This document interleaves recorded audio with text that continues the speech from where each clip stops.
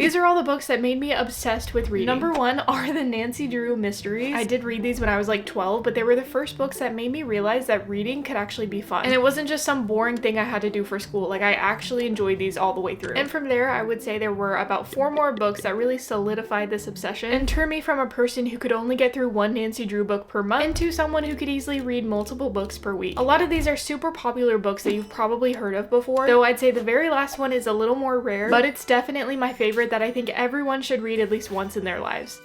Number 2 is honestly more of a book phase than one specific story. They are the ever so popular YA dystopians that I feel like everyone was reading in like 2014-ish. I'll just sum them all up by saying The Maze Runner because this was one of my favorites, but more of these obviously include The Hunger Games, Divergent, and the Selection series. This was definitely a time when my reading obsession came in full force. I remember it was the first time I read a full book in 1 week and I was so proud of myself. One of the best things about these books is that there were movies being made on each of them, so it was so fun to read the book and then go out and watch the movie. It was just such a fun time. And I honestly think a lot about these books today and how badly I want to go back and reread one of them. In fact, I might just do that because I'm honestly really curious to see if one of these books that I love so much at 16 years old is still something I would love equally as much today. So I think I might reread The Maze Runner, and by the end of this video when I finish it, we'll see if it's still as good as I remember. And it'd be really interesting to see if this holds up against my all-time favorite book that most recently solidified my love for reading that is at the end of this list.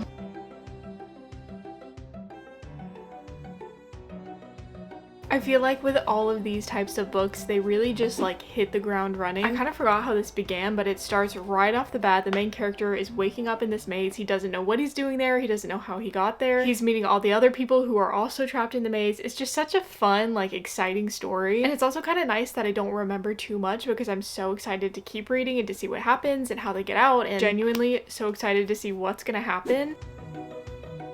I'm definitely understanding why I love this so much as a like young teenager. I have like so many questions, like how did he get there? We're not getting that much information as to what exactly is going on, and so there's just so many questions that we need answers to. It's just been very, very fun. The main character has just figured out that there's things outside of the main like center square of the maze that they're in that chase after you and attack you, and so finding your way out of the maze is actually a lot harder than he thought, which is very exciting. There's so many characters that I forgot existed, like Newt, for example. I forgot how much I loved this character because this character is in a lot of the other books in this series. It's just bringing back so many memories of when I was first reading these books.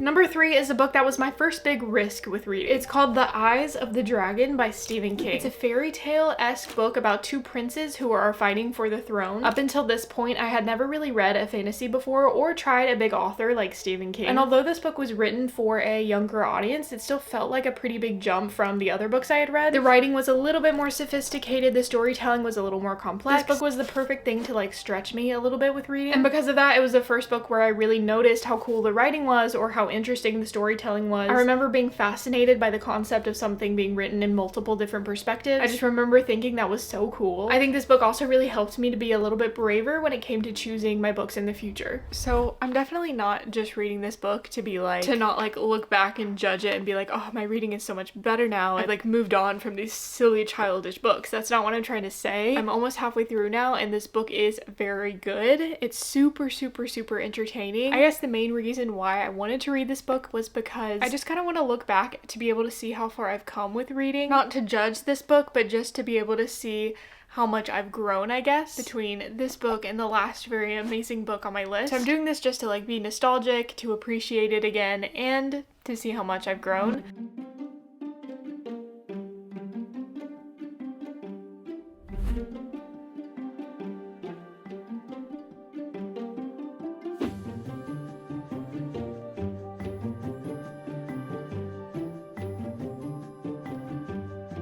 So book number 4 that made me obsessed with reading is called All the Light We Cannot See by Anthony Doerr. This book was pivotal in my growth for reading because it was the first like legit adult book that I read. And it wasn't just the kind of book that was packed with action or mystery just to keep the reader entertained. It was the kind of book that required a little bit more attention to stay invested in it. This is a historical fiction about 2 young children living in France during World War II. This one also switches perspectives and the writing is so detailed and beautiful. It's one of the first historical fiction books I read, which opened up a big door to so many other amazing books I eventually ended up finding in this genre. And because of that, I would say this book was the most eye-opening when it came to my reading journey. I think this was probably one of the longer books I had ever read at the time too. I honestly remember being a little bit nervous to try this one after I bought it, but I'm so glad that I did. So before we get into the very special last book, as I was thinking more about these top 5 books that got me into reading, I started thinking more about how there's actually so many more books that played a huge role in my reading journey, whether it was helping me discover a new genre or just it was a really good book that made me much more passionate about reading. There's just so many others, so I'm gonna quick fire some honorable mentions because I can't just ignore these. Number 1 is Wonder. This is also a book that I read when I was a little bit younger. Probably one of the first contemporary fiction books I read, which made me much more interested in reading more books like it. I also have Narnia in here. This entire series was so good. I loved every part of it. And they are the first C.S. Lewis books I ever read, which is what started my love for C.S. Lewis and inspired me to try so many other books of his. This one is kind of random. I don't talk about this book much, but it's called Ready Player One. This book blew up a little while ago. There's also a movie made out of it. The special thing for me about this book is that it's the first sci-fi book I think I ever read, which made me much more interested in trying more sci-fi in the future. Then we have Attachments. This book is very important to me because it's probably the only rom-com I've ever read and enjoyed. No offense to the others. Comedy and romance are two genres that just aren't my favorite for some reason, but this is one of the very few that I've read and actually really loved. Then we have The Great Alone by Kristen Hanna. I don't know what it was about the experience of me reading this book. I love Kristen Hanna's writing style. Obviously The Nightingale is also very good. And then there was something about just like the Alaskan scenery. I love the main character of this book. This book was just so good. Next is Beartown. This is an interesting book because nothing about the story was particularly that intriguing to me, but what made it stand out so much is that I just feel like Frederick Bachman is one of like the best writers. Even though the actual story wasn't like right up my alley, I still really loved the book because of just how well he told the story and how well he wrote it. Salt of the Sea is also one I read when I was a little bit younger. It's a YA historical fiction. I had just never really read a book like this before about like a serious kind of dramatic historical time that's also meant for a younger audience. Next is The Night Tiger. This is very similar to a couple of the others. It's just one of those books that I read that are a little bit slower, literary fiction, very well written. And again, I would say just like made me expand my reading horizons a little bit more because of that. Next is kind of a funny one. It's We Were Liars. I feel like so many people hate this book. So many people I've talked to don't like it. Nobody really seems to like the ending, but I don't know why I loved this book, at least back when I first read it. I've honestly read it like multiple times before, like a lot. Something about E. Lockhart's writing style that I really loved, and it was one of the first books that I read that ever really shocked me with a plot twist, and I just remember loving it. Then we have Mere Christianity. This one I actually read a lot more recently than any of these others, and it's one of the few non-fiction like educational books I've ever read. And even though it's one of those books you might have to like push yourself a little bit more to get through, at least I kind of did, it's so informative and what you get out of it is like so